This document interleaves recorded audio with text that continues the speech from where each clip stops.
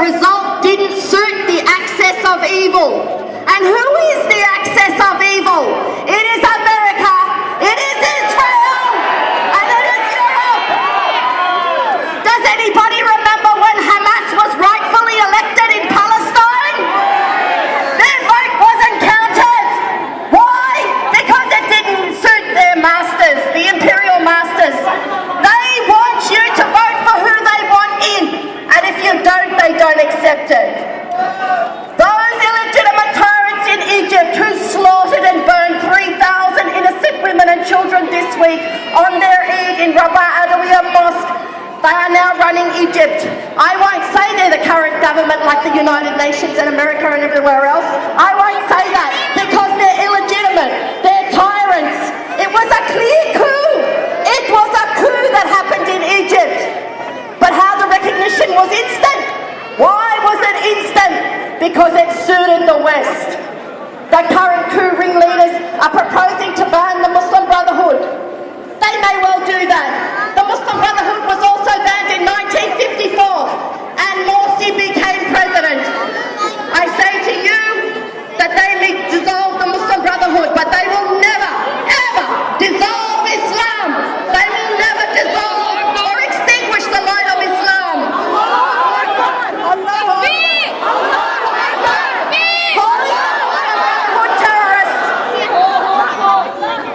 Calling the Muslim Brotherhood terrorists is a tried and failed tactic of your old mate Bashar al-Assad, and it will never work. Remember also that Nelson Mandela was one day labelled a terrorist. And if you are not careful, as Malcolm X said, you will have the media loving those who are doing the oppression and hating the oppressed. President Morsi was supposedly taken out because of his failures in office. If that was the case, why was Julia Gillard not taken out when she failed to deliver on her election promises? And Obama on his many unfulfilled election promises, including the now infamous promise to close Guantanamo Bay. Why were they not taken out and removed? When Bob Hawke failed miserably to end poverty for children in Australia by 1990, did we arrest him? Did we depose him?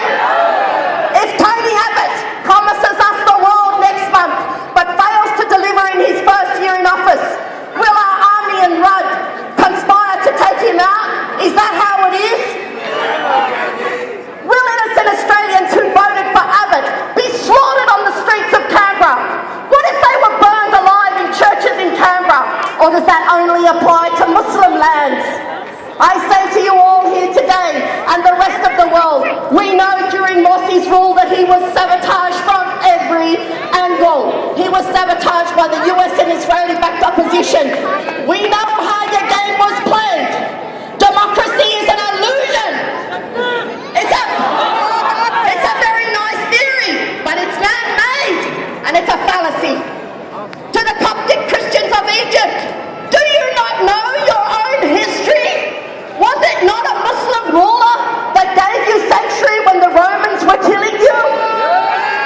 How quickly you have forgotten! Allah!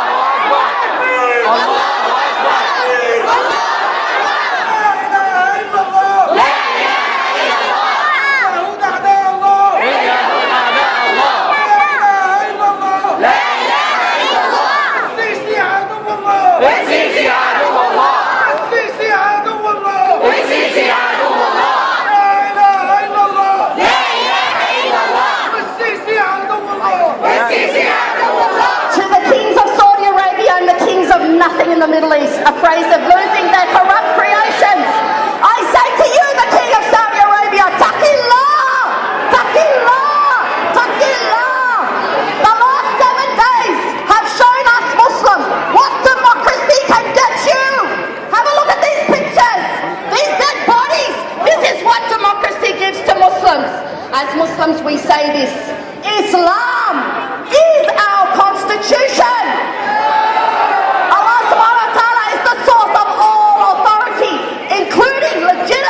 Political authority. Virtue is our highest value, not lobbyists or centrists or leftists or rightists. Allah's law only should govern our Muslims' lands. Stop invading us on the basis of your deceit and lies to steal our resources. We, just like you, we want peace. We want our future generations to live in peace and have happy lives. And we don't want our children to experience war, death and massacres like we all saw in Egypt this week. Over 1400 years ago, a great man, a prophet of God, received the blessed Quran. Through that Quran and his Sunnah, he gave us direction. He gave us hope and light to his billions of followers. Even to us Muslims standing here today. I'm shedding light on the travesties, not just in Egypt, but in Palestine, in Burma, and Somalia, and a list that's sadly so long, I can't mention it all to you today.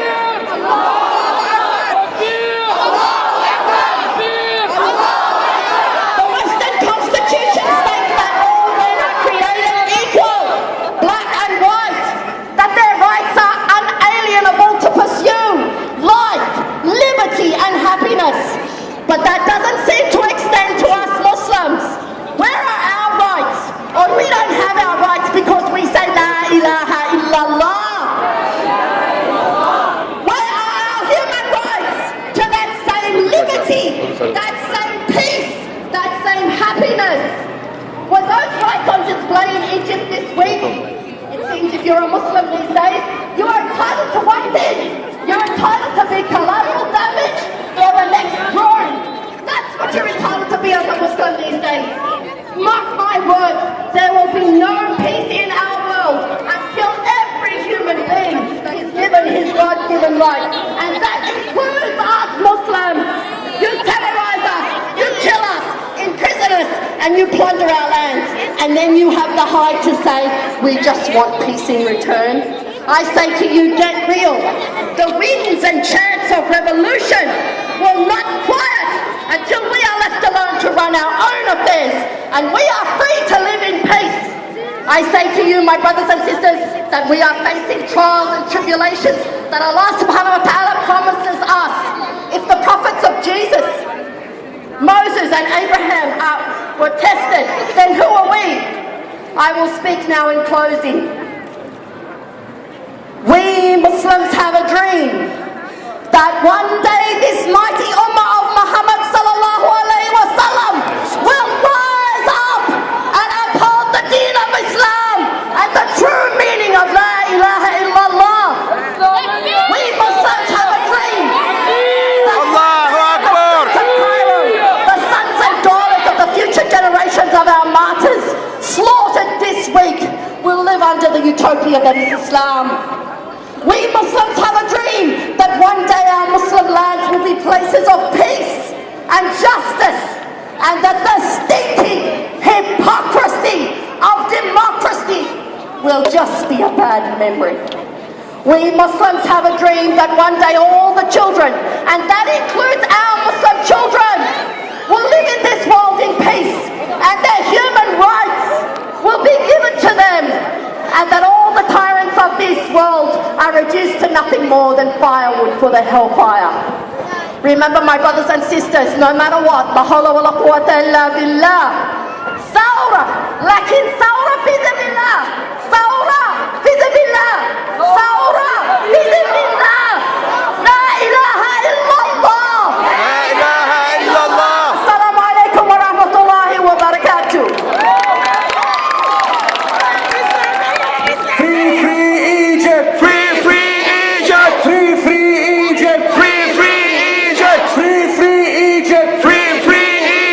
I just like to say something like everyone has a speech today. He's speaking on his behalf, on behalf of his opinions. And Dr. Ibrahim Abu Muhammad, he is the speaker and he is representing the point of view of the whole Muslim community and Egyptian community in Australia. So now, inshallah, we have a speech with the representative of Australians for Syria, Dr. Tamir Kahil. Assalamu alaikum wa rahmatullahi wa barakatuh. Two faces for one coin.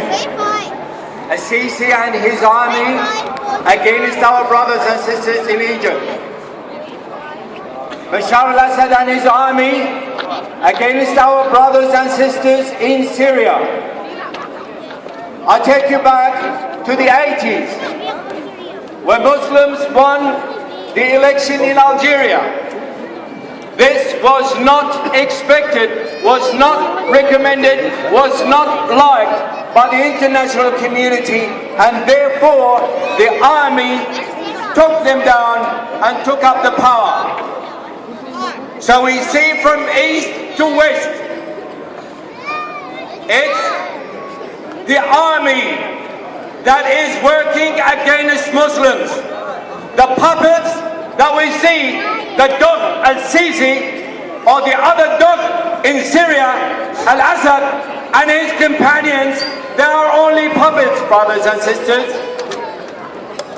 We must realize this, and we must understand this, and we must work upon this.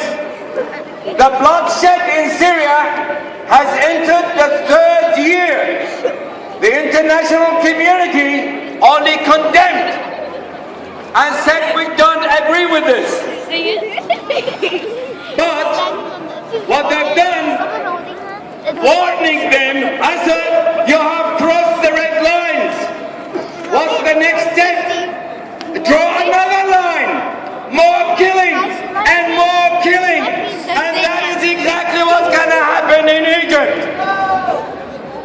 Brothers and sisters, be assured that Allah Ta'ala is testifying us. We have done lots of wrongs. We are not doing what Allah Ta'ala is asking us to do. Yes, we are sinners, and this is a punishment from Allah Ta'ala for our sins. Those who martyred and died, they are selected by Allah, and they are going to heaven, and we know that. We all know that. We ask Allah Ta'ala to select us to be one of these martyrs. May Allah Ta'ala forgive us all, and you all must return back to your true religion, the roots. I thank the Israeli government for being with us, but this is not enough. It's not enough. It's not enough. Please don't draw another line for these tyrants. Al-Sisi is only a puppet. I repeat, he's only a puppet getting paid from the other superpowers. We only have Allah Ta'ala. Be good citizens in here in Australia and support your brothers and sisters by praying for them, either in Syria or in Egypt or anywhere else, and even in anywhere, name it. The Islamic countries are being attacked, and we know that. We've never had democracy, real democracy, since the fall of the Ottoman Empire. When we started having democracy by brother Muhammad, the president of Egypt, they put him down. They don't want democracy to be led by Muslims and Islam. Not only that, by Arabs. The superpower want democracy only in there, and they implement a different type of democracy in other countries. Mohammed Morsi was legitimately elected by 52% of the Egyptian population, and look, less than 5% of those who were elected toppled him and took him away, and we don't know where he is now. Brothers and sisters, have faith in Allah Ta'ala. We have nothing to do in here but praying and praying and praying, and be assured that those who died in Egypt and in Syria now more than 300,000 people got killed. More than 5 million people being displaced from their places. This is likely to happen in Egypt and more. Pray to Allah, go back to Allah Ta'ala in His teaching. Jazakum Allah khair, wassalamu alaikum wa rahmatullahi wa barakatuh. Free, free Egypt! Free, free Egypt! Loudly, free, free Egypt! Free, free Egypt! Free, free Egypt! Free, free Egypt! Egypt! Egypt! Egypt! Egypt! Egypt!